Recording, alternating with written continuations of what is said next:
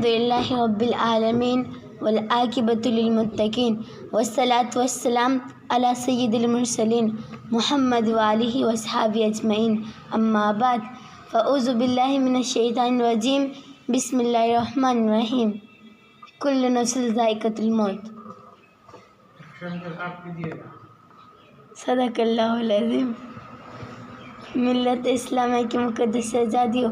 آج میں آپ کے سامنے ایک ایسے موضوع پر لب کشائی کرنے کی جسارت کر رہی ہوں جس کے برحق اور اٹل ہونے میں کوئی شک و شبہ نہیں، جس کی صداقت پر دنیا کسی بھی خطے اور کسی مذہب میں اختلاف نہیں ہے۔ میں کی مقدس شہزادیوں، آج میں آپ کے سامنے ایک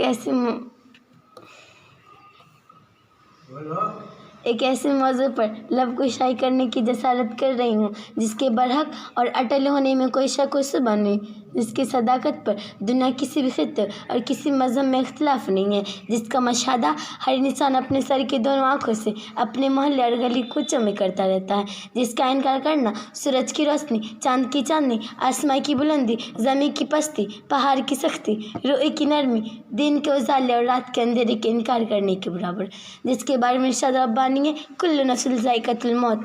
ہر جاندار کو موت کا مزہ چکھنا ہے، جس کی حقیقت سورہ رحمان بیان کی گئی ہے، کل من علیہا فان ویبقی وجہ ربک ذو الجلال والاکرام۔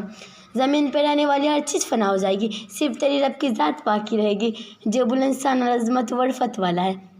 میرے قابل صد احترام سہیلیوں، مذکورہ والی دونوں آیتوں سے معلوم ہوتا ہے کہ موت کے چنگل سے دنیا کو بھی فرد، دنیا کو بھی قوم، دنیا کو بھی گرہ اور دنیا کو بھی ملک اور دنیا کو بھی حکومت و سلطنت اپنے آپ کو نہیں بچا سکتی۔ یہ آیتیں ہمیں بتا رہی ہے کہ موت کے لمبے ہاتھ مسلمان سے لے کر کفار تک، انبیاء سے لے کر اولیاء تک، عالم سے لے کر جاہل تک، امیر سے لے کر غریب تک، مرد سے لے کر عورت تک، بچہ سے لے کر بوڑھا تک، عقل مند سے لے کر پاگل تک، انسان سے لے کر جانور تک، ہر ایک کے پاس پہنچتی ہیں۔ ان آیتوں میں ہمارے لیے سبق ہے کہ موت نہ تو فرعون جیسے متکبر کو چھوڑتی ہے اور نہ ہی موسیٰ جیسے کلیم اللہ کو بخشتی ہے۔ موت نہ تو نمرود جیسے کافر بادشاہ کو چھوڑتی ہے اور نہ ابراہیم جیسے خلیل اللہ کو چھوڑتی ہے۔ موت کے نظر میں نہ امیر و غریب کی تفریق ہے، نہ بادشاہ و رعایا کی، نہ حاکم و محکوم کی، ہر ایک کو اسی خاک میں سونا ہے، ہر ایک کو انہی مراحل سے گزرنا ہے۔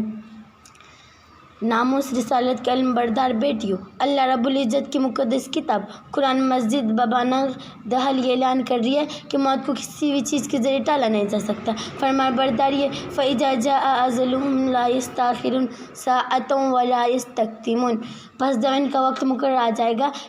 تو یہ لوگ ایک گھڑی نہ پیچھے ہوں گے اور نہ آگے ہوں گے۔ اس آیت میں اس حقیقت کی طرف واضح اشارہ موجود ہے کہ جب انسان کی موت کا وقت آ جاتا ہے تو دنیا کسی بھی چیز کے ذریعے ٹال دینا، اس سے بھاگ جانا، اس سے بچ جانا، اس سے اپنا جان چھڑا لینا ممکن نہیں، کیونکہ موت کو اگر حکومت کے ذریعے ٹالنا ممکن ہوتا تو فرعون کو کبھی بھی موت نہ آتی۔ موت کو اگر وزارت کے ذریعے رک جانے والی چیز ہوتے تو لقمان اور ارسطو کبھی بھی نہ مرتے۔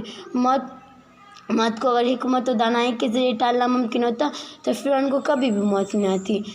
موت کو اگر حکمت و دانائی کے ذریعے ٹالنا ممکن ہوتا تو لقمان اور ارسطو کبھی بھی نہ مرتے۔ موت کو اگر نبوت و رسالت کے ذریعے رک جانے والی چیز ہوتے تو سربر کائنات کو کبھی بھی موت نہ آتی۔ گلشن اسلام کی نسل گفتگو اس حقیقت سے آگاہ ہو جاؤ کہ اس دار فانی سے ہر جاندار کو کوچ کر کے عالم آخرت کی طرف جانا ہے۔ اس حسین دنیا کو آباد کرنے والے ہر جاندار کو فنا ہونا ہے۔ اس کائنات میں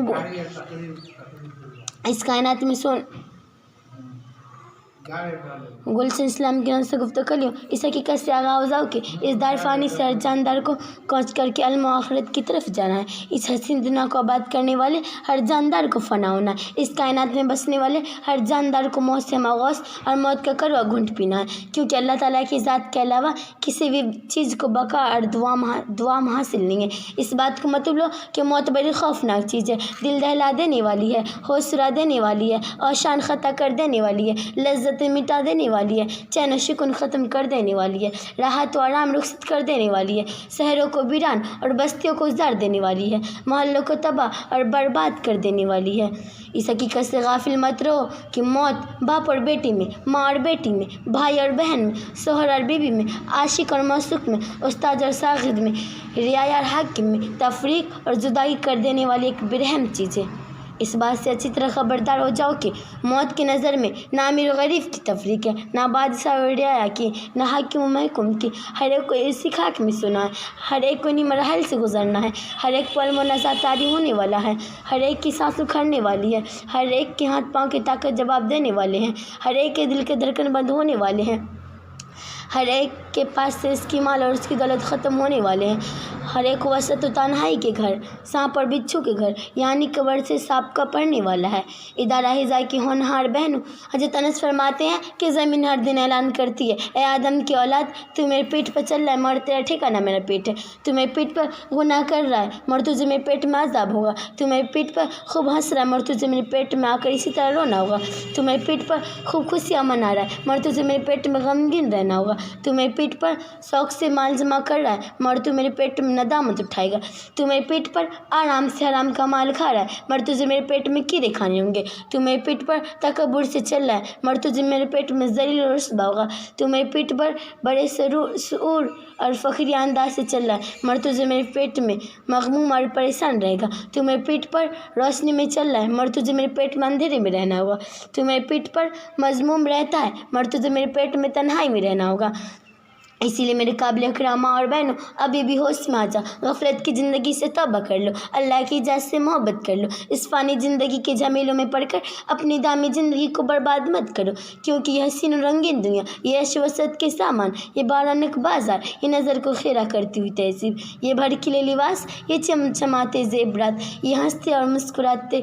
کہے لگاتے چہرے، یہ عالیشان عمارتیں، یہ آسمان کو چھوتی ہوئی بلڈنگیں، یہ اونچے اونچے محلات، یہ حویلی اور بالخانے، یہ پھول اور پھل سے لدے ہوئے باغات، یہ وسیع و عریض ظاہرہ ہے، یہ لمبے چوڑے سڑکیں، یہ سیر و تفریح اور کھیل کود کے میدان، الغرض دنیا کی جتنے بھی حسین و دل فریب اور دلکش چیز ہمیں نظر آ رہی ہے وہ ایک نہ ایک دن ختم ہونے والی ہے، اسی لیے ان چیزوں سے دل مت لگاؤ بلکہ مرنے سے پہلے موت کی تیاری کر لو۔ اللہ تعالی ہمیں ان تمام باتوں پر عمل کرنے کی توفیق عطا فرمائے، آمین۔ وما علینا الا البلاغ المبین۔